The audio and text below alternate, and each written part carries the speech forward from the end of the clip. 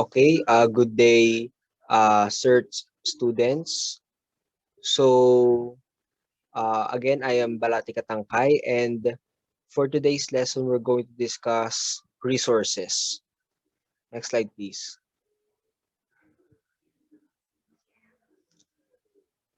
Okay, let us first read the introduction. Okay, so through the ever dynamic nature of the Earth, different forms of resources sprout and attempt to solve the matrix of the exponential demand on energy resources.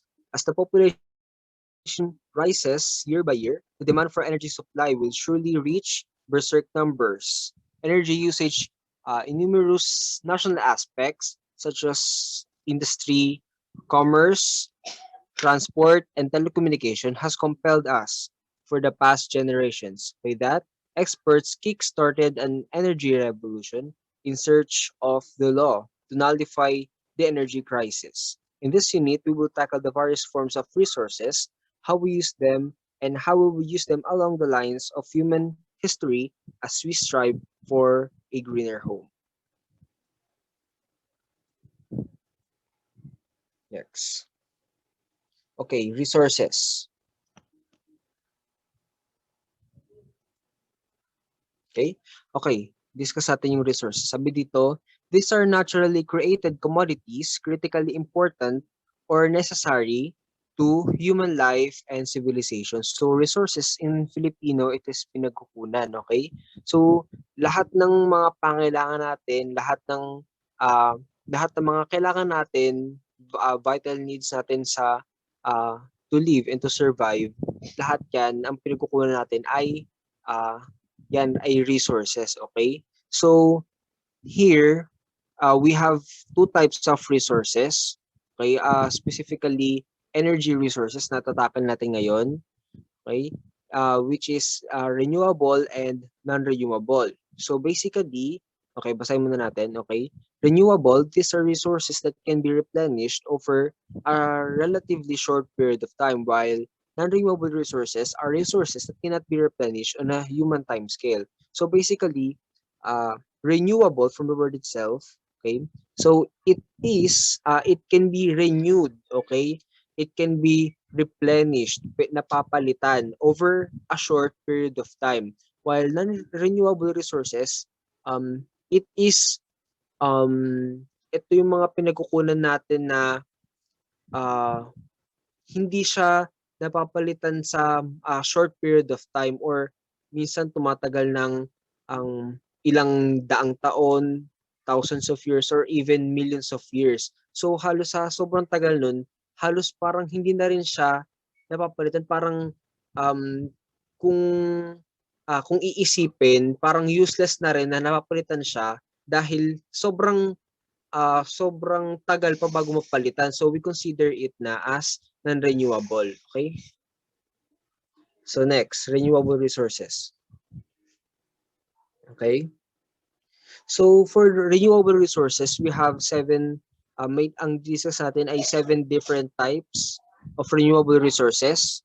So the first one, okay, so basahin natin, okay? So the types of renewable resources that we're going to discuss in this module are 1. Solar energy, 2. Wind energy, hydroelectric energy, geothermal energy, biomass energy, tidal power, and wave energy. So let's discuss solar energy.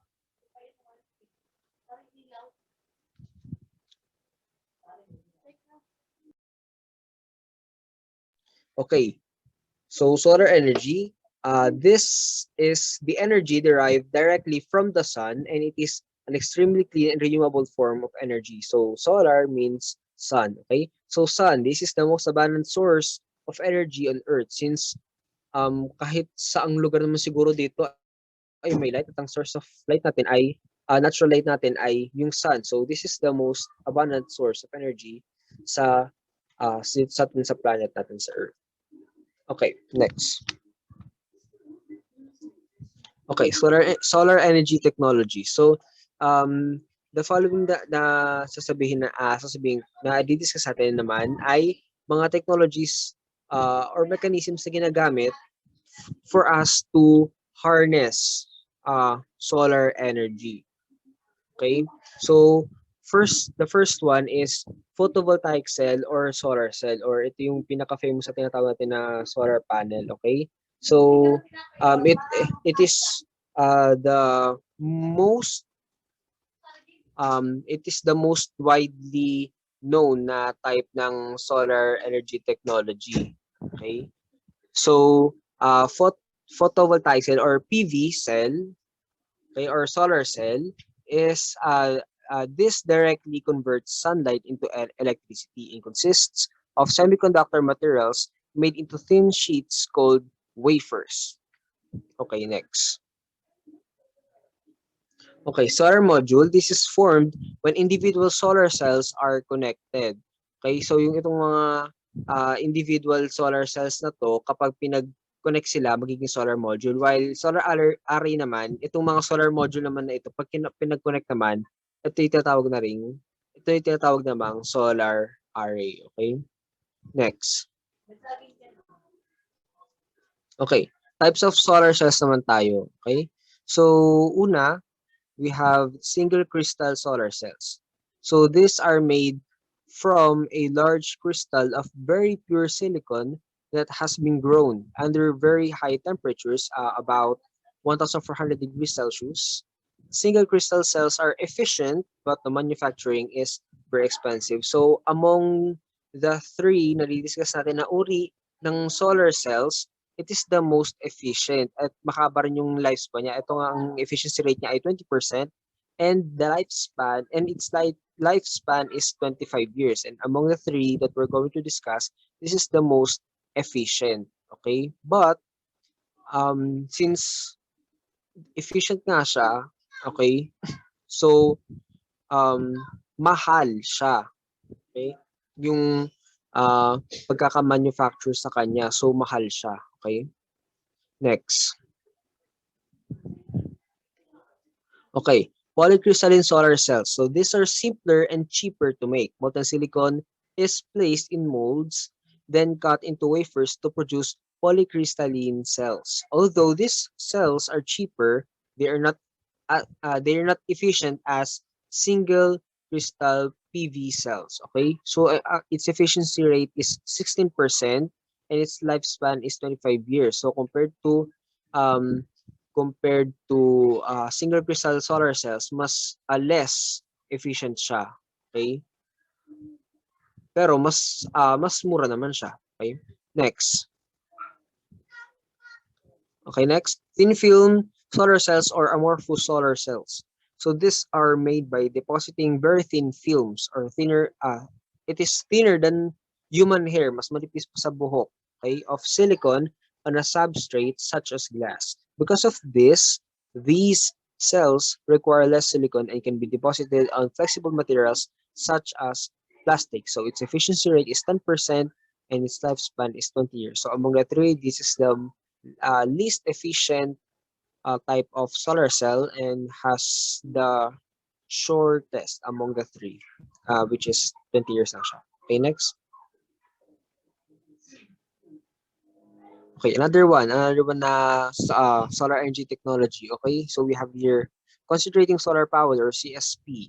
So this involves mirrors, lenses, and a tracking system that focuses light on a receiver and generates heat, which is used to generate electricity from conventional steam driven turbines. Okay, so here we are using as mentioned mirrors, lenses. So dito gumagamit tayo ng mirrors and lenses para ma-focus, ma-concentrate yung light sa isang receiver, sa isang um, uh, mechanism or sa isang central technology dun sa sa technology na yan. Okay? Una kung saan 'di ba kapag gumagamit tayo 'di ba ng tinatapatan tayo ng mirror sa balat or magnifying lens ganun, 'di ba? Para kapag direkta sa araw 'di ba mainit siya, okay? So ganun rin yung ginagawa niya rito. Bale itinatapat nila gamit using mirrors and lenses, itinatapat nila sa receiver para mag-generate ng heat and with that heat nakakapag-generate ng electricity to um, para uh, mag-work yung itong mga mechanisms natin make uh, to make products like um, electricity, of course. Okay, next.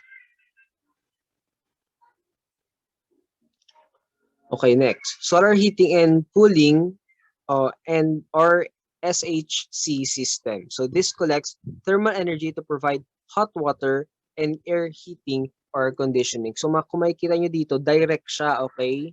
Direct siya. So from a facility or siguro house, pero let's consider it as a facility. Okay? So tingnan nyo dito sa gilid, okay? So direkta rin siya, but may mga some parts dito na gumagamit like thermostat, the differential controller, fan, ganun. So, we have here two parts. Di ba meron ditong warm air outlet and meron ding cold air inlet. Okay? So, that's how SHC system works. Okay? Next. Okay. Key uses of solar energy. Okay? So, una, water heating, of course. Next, solar thermal electricity. So this is the use of solar energy to produce electricity. Then space heating. This is the heating of buildings using solar energy. Next, desalination of seawater or desalination, yung pagse-separate ng salt sa seawater. Okay? Next, telecommunications. PV panels are used to provide electricity to remote relay stations and repeaters for communication companies. And isa pa, meron pa dito next. Meron pa dito water pumping. There is there is currently a number of sites that get their drinking water through solar powered pumps, battery charging stations, and finally street lighting. Okay, next. Okay, advantages and disadvantages. Okay, so dito natin dito kung yung benefits and also disadvantages ng disadvantages ng solar energy. Okay, so for the advantages we have it is pollution free, um, reduction of fossil fuel dependence. It is renewable, of course. It is widely available since sinabi nga kanina it is the most abundant. Okay, so next five minimal maintenance. Okay, for the disadvantages of solar energy, first we have lack of mass production, lack of material. It is expensive, space consuming, no solar power at night. Cloudy days do not produce as much as energy dahil nga natatakluban. And then finally, lower solar production in the winter months. Next.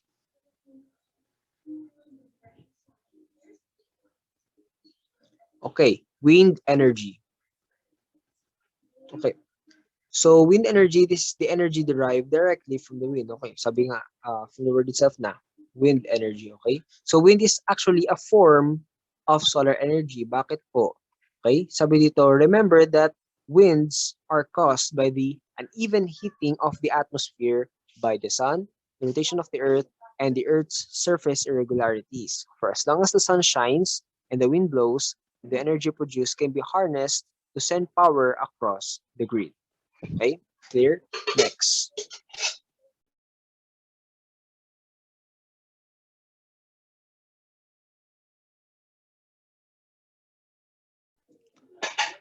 Okay, next. Okay. Current designs used for wind energy. So, dumako naman tayo sa wind energy technology. So, una, horizontal axis wind turbine or HAWT. Okay, so this design is more widely used and studied. It looks like a plane propeller and employs the principle of aerodynamic lift to employ the rotation of the blades. Horizontal axis means the rotating axis of the turbine is horizontal or parallel with the ground. So HAWTs are typically either two or three bladed and operate at high blade tip speed. So ito yung kadalasan na ginagamit. So we have yung sa Paway, we have sa Laguna, marami pang iba. So ito yung pinaka widely used. Next. Okay, so the following are the components of HAWTS. Okay, so now we have, of course, the blade. This harnesses the wind's kinetic energy, transforming it into rotational kinetic energy. Then gearbox. This contains some mechanical parts for increasing the rotational speed for turning the generator. Okay. The next generator, this transforms mechanical energy into electrical energy. Then, so mechanical energy, okay? So, di ba itong mechanical energy, yung energy na nakukuha sa paggalaw ng blades, okay? So, with that energy, tinatransform siya, kino-convert into electrical energy. So that's how it works, okay?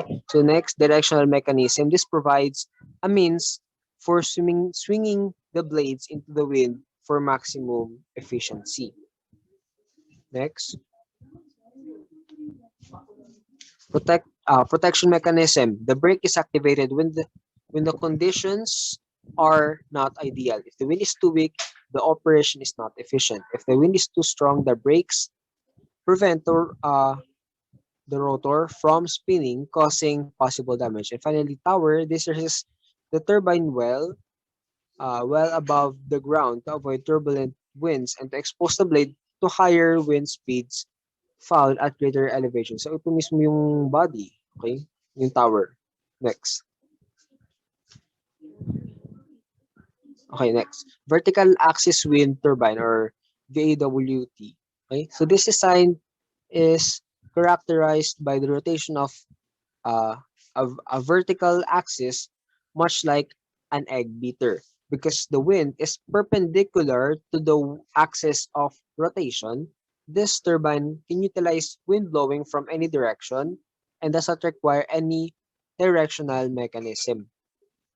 So the generator and the gearbox can also be conveniently located at the ground level, so there is no need for a tower. To reduce stress, the blades are made from lightweight but strong composite materials. Okay? So ito naman yung uh, iba't ibang uri, okay, ng vertical axis wind turbine. So we have Savonius. So this design, design pala siya, okay? So, sa next slide dito may diagram dyan, mamaya pakita natin. Okay? So, una, sa bonus. So, this design operates under drag forces, meaning that the wind actually pushes the turbine to make it rotate. Ito naman si Darius. Ito naman ay may highest efficiency among the other valves, okay? But does not have a self-start ability and has a low starting torque. So, ito pinaka-efficient pero wala siyang self-start ability. So it is operational due to lift forces created by pressure differentials created by the wind. So it was named after George Jean Marie Darius. Next. Okay. Ito naman si H. Darius. So it is also known as H. rotor. So this design is a lift type device which has 2 to 3 blades designed as airfoils. And then finally, helix. This is a peculiarly shaped piece of green technology that harvests energy from wind. In most cases, its design features some kind of spiral. These turbines often look like DNA helixes or oversized drill bits pointing to the sky. Okay? So, ito yung kung makikita natin, nandito yung itsura nila. So, we have here Savonius. Para siyang may pa S, okay, na may steep slope. Okay? So, ito naman si Darius Rotor. And NH Darius rin. And then helix shape na parang DNA helix. Okay, next. Okay, ito naman. So we have here the fundamental equation for wind power. So we have kinetic energy is equal to mass times velocity squared. Next. So ito naman yung formula for the power output of the wind turbine. Okay, so para makumpute natin yung power output niya. So P, which stands for the power output, is equal to 1/2 times air density times sweep area times the velocity cube times the wind turbine efficiency times the generator efficiency. Okay, next. Okay, so we have here the following computation. So, according to Mexico City's air density, so we have D is equal to 0.93 kilogram per meter. Okay, and the turbine and generator efficiencies, which are about 0.35 to 0.9 respectively. The maximum efficiency a wind turbine could reach is 59.9%. The power output at 5 meter per second produced by a 3.4 uh, meter rotor is given by equation 1. So, substitute natin yung given variables kanina, and then it results to 0.0623 kilowatts kilowatts per hour. Okay? So, yun yung unit niya. So, substitute na naman yun. Next. Okay, next. The amount of energy that can be extracted from the wind is determined by 3 physical principles. Okay? So, ito yung pinaka-factors natin, okay, on how we harness wind energy. Okay? So, una we have wind speed, okay? Then blade length and then efficiency. So okay? So wind speed, doubling the wind speed results in 8 times more power. Tripling the wind speed means 27 times more power. To be economical, wind speeds in the given place must be at least 4 meter per second. So ito yung mga hinahanap natin.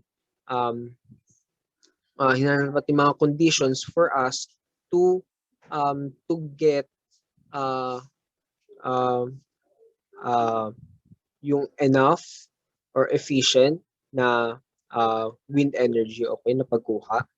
Then blade length. The greater the length of the blade, the greater the generated power. So doubling the blade length increases the power 4 times. Tripling the blade length results in 9 times more power. So it is squared, kung mapapansin, di ba? Then efficiency, the maximum efficiency of a wind turbine is 59%. So ito yung mga factors natin. Next. Okay, advantages and disadvantages. So for the advantages of wind energy, we have it is cost effective, it is clean dahil hangin lang naman, then widely available for windy countries, mature technology, and installable in uninhabited areas. Then meron naman tayong mga disadvantages, which are one, need for strong winds, then high initial cost, visual pollution dahil sa paningin, 'di ba? Masyado siyang matataas tapos parang panira ng view, parang ganun. Siguro base na sa paningin pero visual pollution siya actually. Then noise pollution dahil maingay 'yun. And then affects bird species dahil nga masyadong agaw eksena yung mga blades, yung mga everything sa sa technology na pang-harness ng wind energy. So it also affects our aerial animals, aerial organisms, which includes ito birds na lumilipad. Okay, next.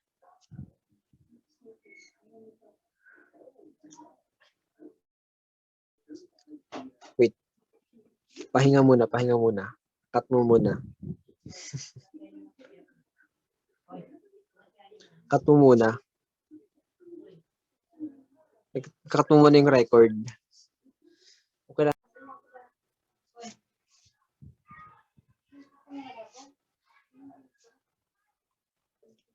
Now, let's tackle about hydroelectric energy. Next.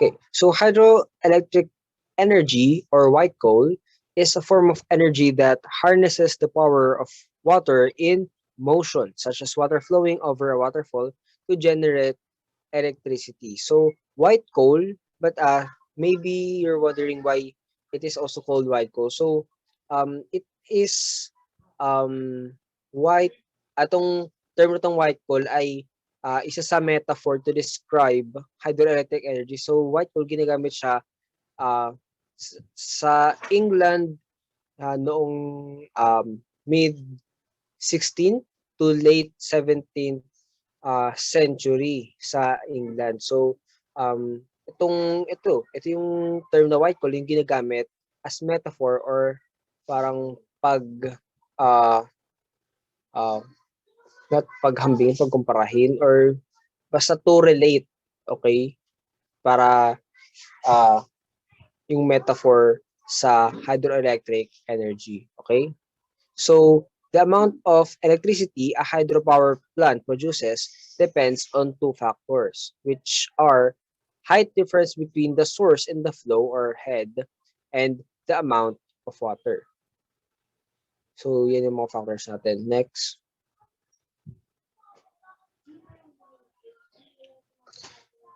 So,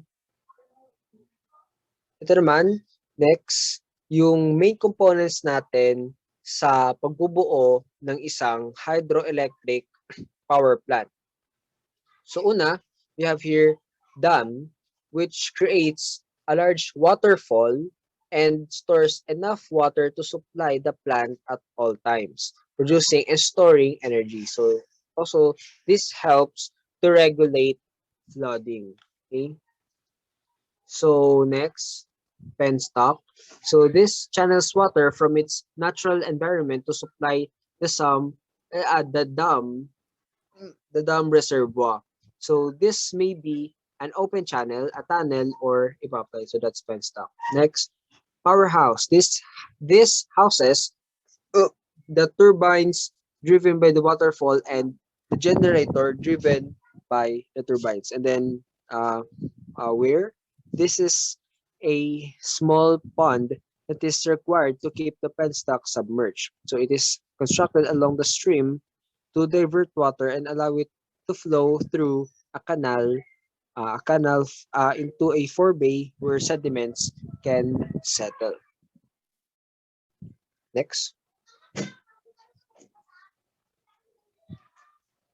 Then transmission lines. This conduct electricity from the hydropower plants to homes and business. Then finally, tail race. This is a pipeline where water enters the river downstream.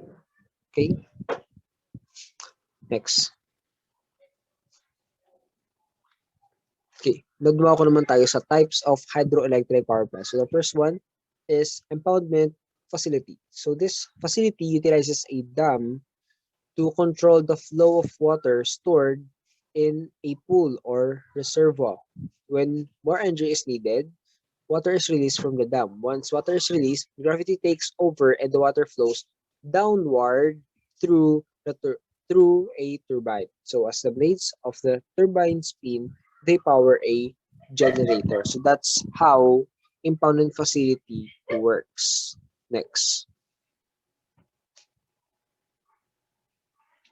Okay, next. Diversion facility or run-of-river facility. So this type of plant is unique because it does not use a dam. Instead, it uses a series of canals to channel flowing river water toward the generator powering turbines. So it produces energy using the flow of river. So we have here the intake, kung makikita niyo sa diagram, and then the outlet. So that's diversion facility. Okay, next. Next, pump storage facility. So this plant collects the energy produced from solar, wind, and nuclear power and stores it for future use. The plant stores energy by pumping water uphill from a pool at lower elevation to a reservoir located at a higher elevation. So, yung reservoir natin or yung stock ng tubig ay nasa taas. And then, um, I mean, uh, yung pool natin ay nandito sa lower elevation and then it is pumped um, pataas, okay, sa reservoir na nakalocate sa itong nasa taas. So, nasa higher elevation siya, itong reservoir natin. So, when there is a high demand for electricity, water located in the higher pool is released. So, as this water flows back down to the lower reservoir, so reservoir rin yung nasa baba dahil sa kalumusyon ng tubig, it turns a turbine to generate more electricity. So, that's the mechanism of pumped storage facility. Next.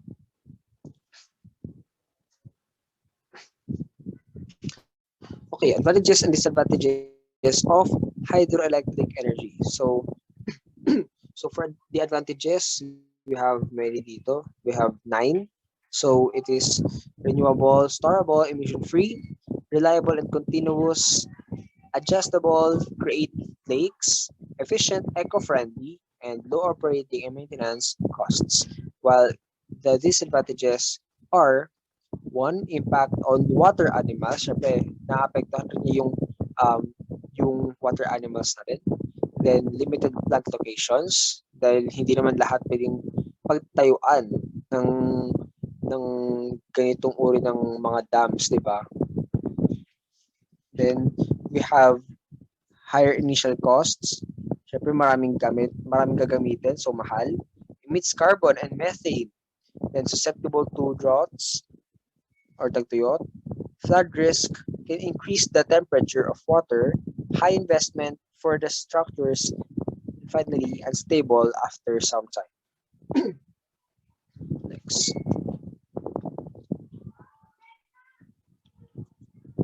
Okay, geothermal energy. Next.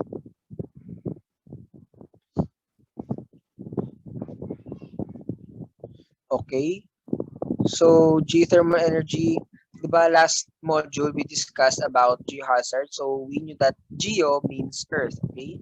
So dito maulit lang dito, okay? So geothermal energy, this is the heat energy coming within the earth, okay? Sa loob, internals. Then the word geothermal comes from the Greek words geo meaning earth as what we discussed last module, and thermi meaning heat. Okay, so geothermal energy is a renewable energy source because heat is continuously produced inside the earth. So we have primordial heat, yung galing mula pa lang sa pasimula pa lang. Okay, so marami tayong uh, uh, since heat naman siya and mainit yung interior ng earth natin, okay? So we have plenty, okay? So we have plenty na geothermal energy na mapagkukunan for us to use it for several purposes like electricity and such, okay? So about half of this thermal energy comes from the residual heat produced when the planet was formed. Ayun sinasabi natin kanina, primordial heat was formed 4.5 billion years ago and about half from natural radioactivity. Okay? So about half yung primordial heat and about half yung sa radio activity na nagaganap within the earth. Okay? So geothermal reservoir, this is a suitable spot for the extraction of geothermal energy. So reservoir, parang reservoir means parang some place na parang um, parang hotspot ng isang particular na bagay, or halimbawa water reservoir. So water reservoir is isang area na kung saan maraming tubig. So dito naman geothermal reservoir kung saan isang area na maraming mapagkukunan ng geothermal energy. So that's it. Next. Okay, elements needed for a geothermal reservoir. So we have, of course, heat source, then reservoir made of permeable rock for holding water, then cap rock which serves as a seal, then water which serves as the medium for transporting heat. Okay, so ito naman yung steps natin on how we produce geothermal energy and how we get it. Okay? So una, hot water is pumped from deep underground through a well under high pressure. Then when the high water reaches the surface, the pressure is dropped, okay, which causes the water to turn into steam. Okay? Syempre mas lower sa ground, okay? Mas deeper, mas mataas yung pressure. So dito mas mababa, okay? So kapag so when that water reaches the surface, near surface, so dahil bumaba yung pressure, so it causes water to turn into steam.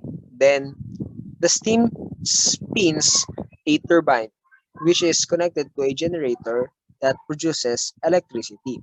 Then the steam cools off in the cooling water and condenses back to the water. Then finally, the cooled water is pumped back into the earth to begin the process again. So cycle lang siya. Next.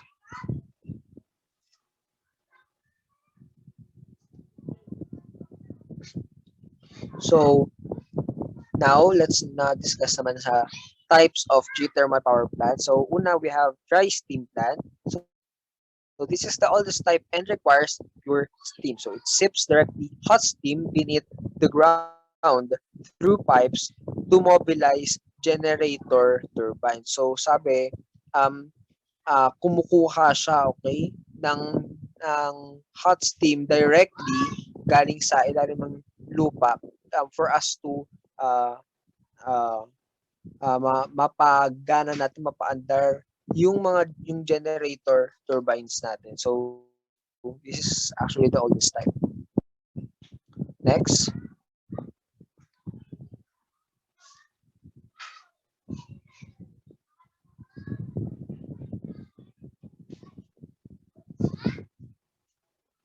Okay, flash steam plant. So this pipe geopressurized hot water, which is greater than 180 degrees from a geothermal reservoir and converts it into steam that turns generator turbines to produce electricity. This occurs in deep reservoirs along the coast. This is sealed off from the surface and is under pressure from overlying rock. It can also contain much dissolved natural gas. Okay, next. Okay, binary cycle plant. So this has a system that transfers heat from hot water sipped miles deep to another liquid that has a low boiling point. The exceedingly high temperature from geothermal water changes the other liquid into steam to drive the generator turbine. So um dalawang set ng liquid which has different um uh separate properties which drives as a reservoir or isang portion to work. Okay? Next.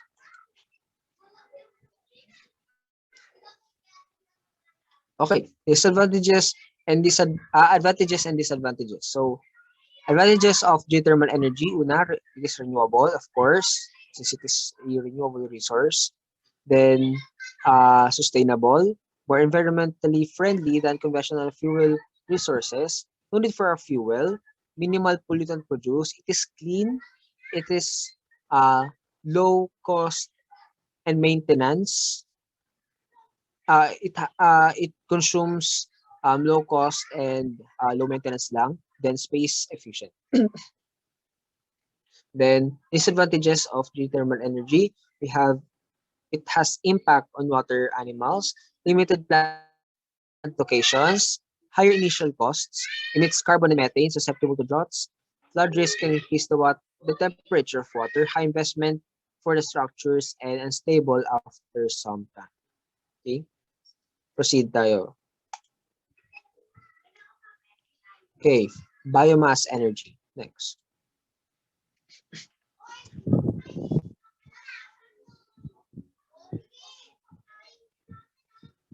Okay.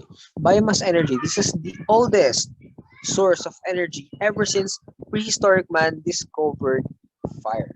So it is made up of living things or things that were once living.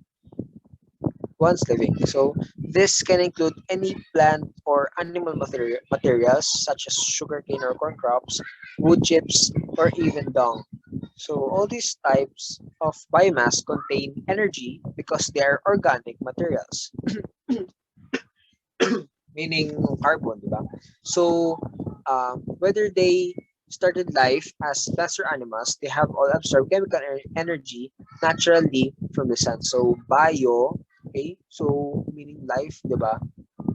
So itong biomass is basically energy na nakukuha uh, sa mga made up of living things and yung mga na once living. So, patay na. Okay? So, yan yung biomass. So, feedstock, this is any material used as biomass. Okay? Next. Okay. Current sources of biomass. So, we have wood fuel and forestry waste, rice hull, bagasse. So, this is what remains when all the juice has been extracted from sugar cane. So, from sugar cane, ito yung tubo. Okay? Next, um, residues from coconut processing, animal waste. So this is obtained from the use of biogas digester. Then, municipal solid waste. So yung sa mga household dito. Next.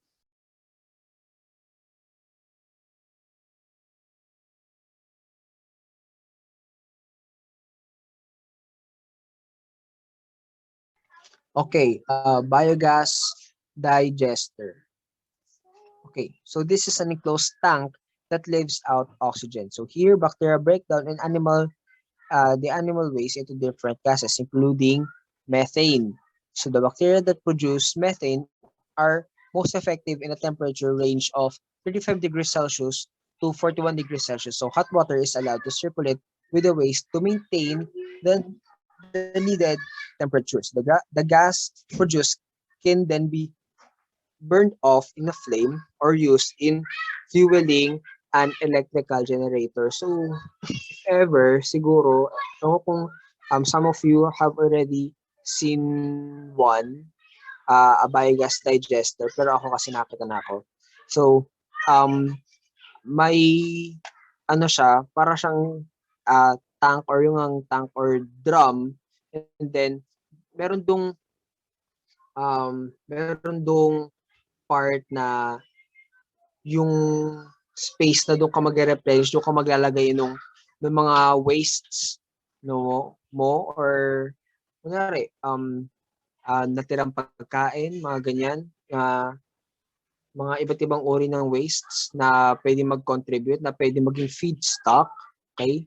So yun nga, nagko-produce siya. Meron pang uh, uh, nakakatulong siya dahil yung mga waste from households, like kunyari mga tira-tira pagkain, yung ibang food waste, na turn into ito nga, natu-turn into pangluto, mga ganun. So, ganyan that's how biogas digester works. So, biogas, this is composed mainly of methane gas produced when organic matter is allowed to decompose in the absence of oxygen. Okay, so since absence of oxygen, so it is an anaerobic. Okay, that's the term. So it can be used as a fuel in cooking or as a fuel for internal combustion engines. So suitable materials for biogas generation include animal manure and plant material. Biogas can also be extracted from landfills. Okay. Dendrothermal power plant. So this uses woods as fuel. So ito naman isang uri ng biomass power plant na kung saan woods ang ginagamit natin na feedstocks. Okay. Next. Okay, so ito naman yung mga processes na ginagamit natin for us to convert biomass into energy. So una, we have direct combustion. So this is the most common method for converting biomass to useful energy. All biomass can be burned directly for heating buildings and water, for industrial processes, process heat, and for generating electricity in steam turbines. Then next, thermochemical conversion. This includes pyrolysis and gasification. Both are thermal decomposition processes in which biomass feedstock materials are heated in closed pressurized vessels called gasifiers at high temperatures. They mainly differ in the process temperatures and amount of oxygen present during the conversion process. Next.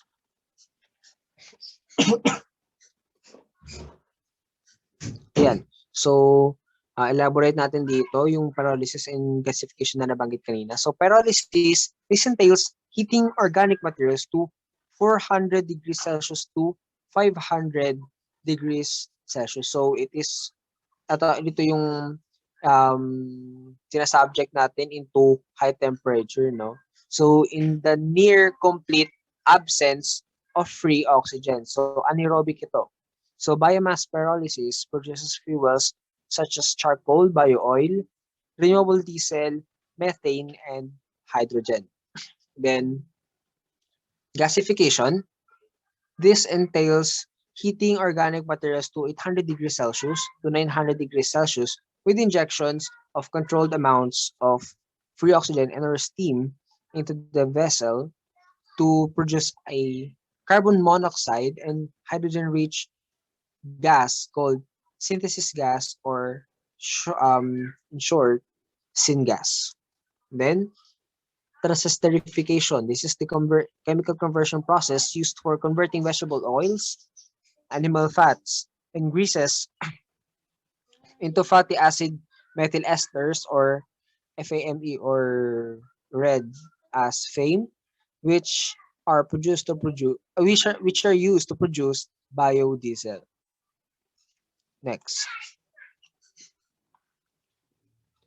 Okay, advantages and disadvantages. So we have advantages, of course, we have renewable energy ito, widely available, then dahil palagi naman tayo nagko-consume ng mga potential biomass, di ba? So carbon neutral, it is for reduction of fossil fuel dependence dahil nga dependent tayo sa karamihan sa fossil fuels, which is a non-renewable energy, and didiscuss natin mamaya. So it reduces our dependence sa paggamit ng fossil fuel. So it is also cheap dahil ito lang yung mga common materials na ginagamit natin. Okay? So cheap siya. Then useful byproducts, especially for agriculture, and reduction of methane production.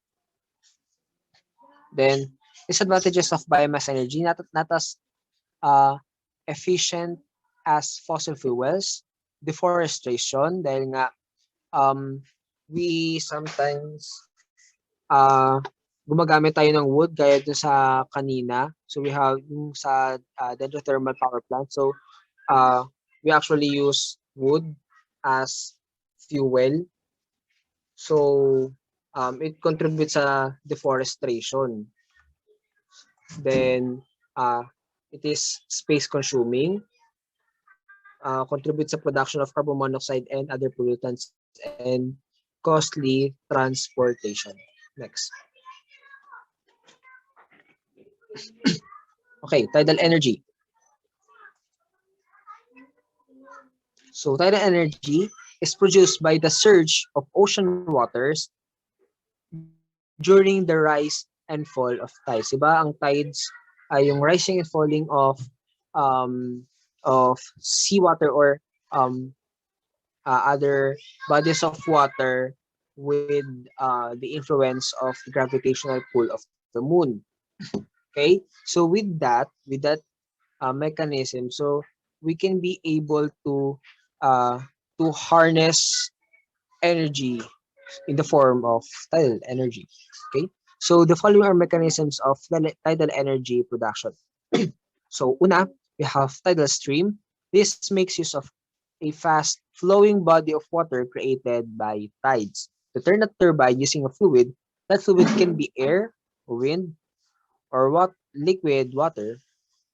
So because water is much denser than air, tidal energy is more powerful than wind energy. Unlike wind, tides are predictable and stable.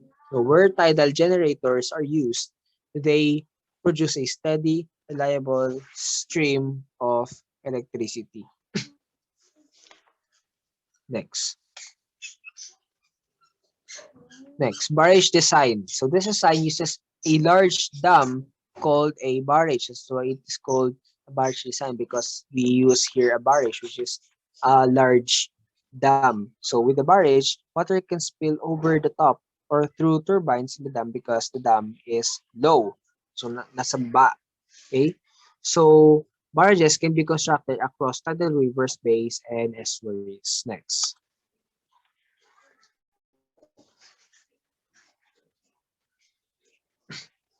Next, please.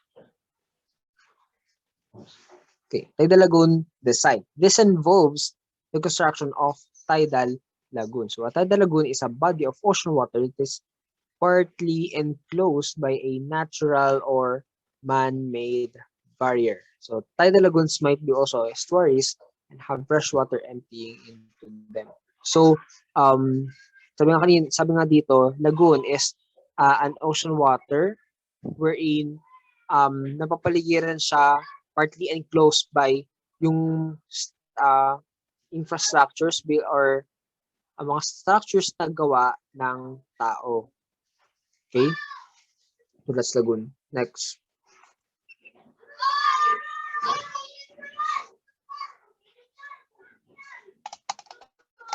Next. Okay.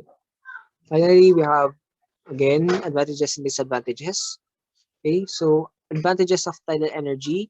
It is environmentally friendly. It is predictable energy source, high energy density, the operational maintenance cost, and inexhaustible. And of course, it is renewable.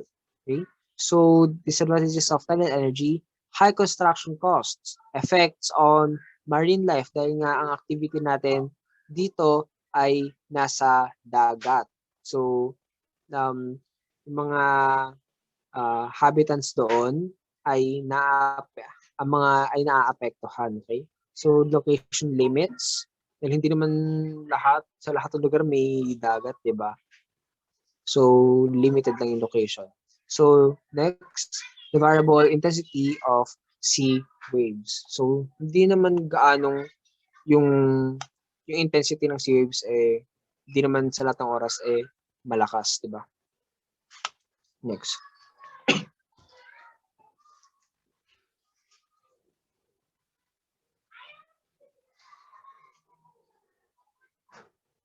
Okay, wave energy. Okay. So wave energy is the transport and capture of energy by rushing ocean waves. So the energy is captured is then used for all different kinds of useful work, including electricity generation, water desalination, and pumping of water. So the following are types of wave energy generators. Yung mga technologies at na ginagamit for us to harness wave energy. So una, we have absorber. This extracts energy from the rise and fall of the waves with a buoy.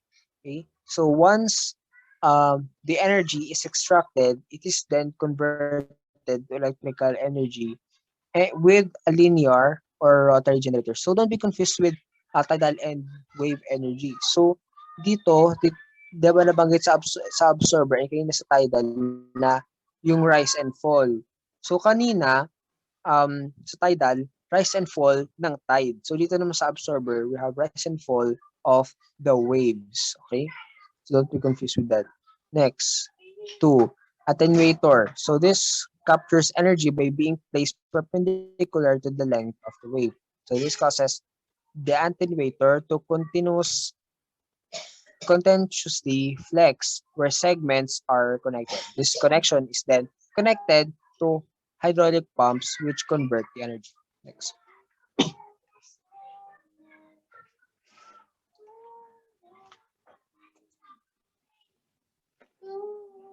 Next, please.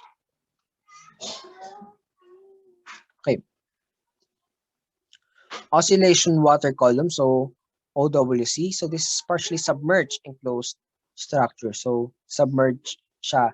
So though 'di ba sa wave, ang wave ay nasa surface, 'di ba? Nasa surface ng ocean water, 'di ba? So here sa oscillation water columns, partially submerged. Medyo nakalubog siya. So the upper part of the structure above the water is filled with air. Incoming waves are funneled into the bottom part of the structure. So when these waves come through the structure, it causes the water column to rise and fall with a wave, which causes the air in the top structure to pressurize and depressurize. So uh, this in turn pushes and pulls air through a connected air turbine at the top of the structure, converting the energy. So supported na pag-pressure and the pressurizing. So yun at natin na ko-convert yung wave energy. Okay? Next, overtopping. This has a wave lift over a barrier which fills a reservoir with the water and is then drained through a hydro turbine. So this technology is very similar to a conventional hydropower dam. Okay? Na-discuss natin kanina. And inverted pendulum device. This uses the motion of waves to move a hinge paddle back and forth. So the motion of the paddle drives hydraulic pumps which drive electrical generators. Next.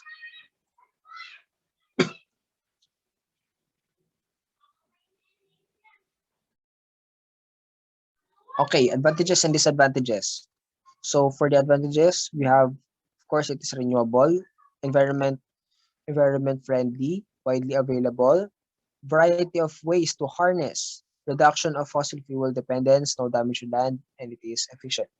Disadvantages of tidal energy, it is location specific dahil doon lang tayo sa kung saan maalon, malakas yung alon, syempre para mas efficient yung pag-harness natin. Then effect on marine ecosystem. Of course, dahil yung activity natin ay uh, nasa marine area. Okay? So source of disturbance for private and commercial vessels. Unpredictable to forecast accurate wave power. Unpredictable naman ang waves. So next, weak performance in rough weather. Then noise pollution, maingay, visual pollution. Syempre, lalo kapag may tourist spot yung lugar. So panira, hindi naman panira or medyo istorbo lang sa view, lalo po mag-visual technique. So it is a visual pollution. And then production, disadvantages sa production cost. Next.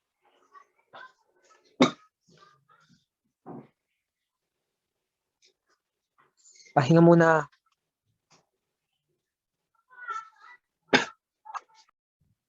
Putol-putol ka. Yan, sige, sige.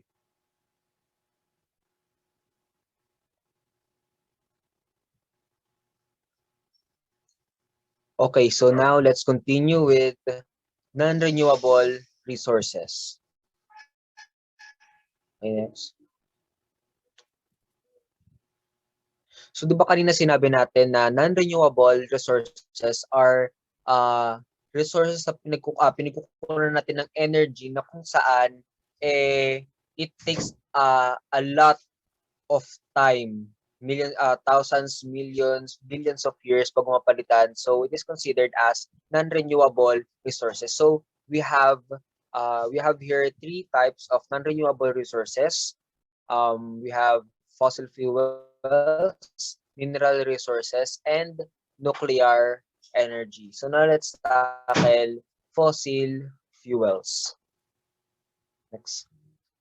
Okay, so fossil fuel is any of a class of hydrocarbon containing materials of biological origin occurring within Earth's crust that can be used as a source of energy. They form from the natural processes such as anaerobic decomposition of remains of plants and other organisms that were buried and altered over millions of years. So fossil fuels, ito rin ay isa siyang non-renewable resource which is materials like us. Pwede tayong once na mag-decay yung katawan natin, okay? So after millions of years, after malibing yung katawan, so that will become a fossil fuel. So, non-renewable resource din siya. Okay? So, ganyan fossil fuel. So, fossil fuel reserve, this is the total amount of fossil fuel that is likely to be available if exploration and development of technologies continue. Okay? And then fossil resource, this is the amount of fossil fuel that has already been located and can be extracted economically using modern technologies. Okay? Next.